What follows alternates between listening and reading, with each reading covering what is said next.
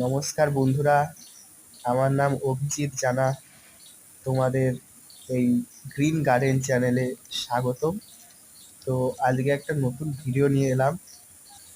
তো তোমরা দেখতে পাচ্ছ এটা আমার আরেকটি কলা বাগান। তো তোমরা হয়তো ভাবছো যে এত বন জঙ্গল হয়ে আছে কেন।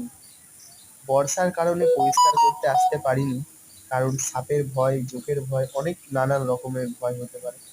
তো বর্ষা কেটে গেলে শীতকালে আমি পরিষ্কার করি এগুলো, তখন তোমাদেরকে আরেকটি ভিডিও দেখাবো। তো যাই হোক, তো দেখতেই পাচ্ছ একটি কলাও ধরেছে, আর আরেকটি কলাও আছে, দেখাচ্ছি।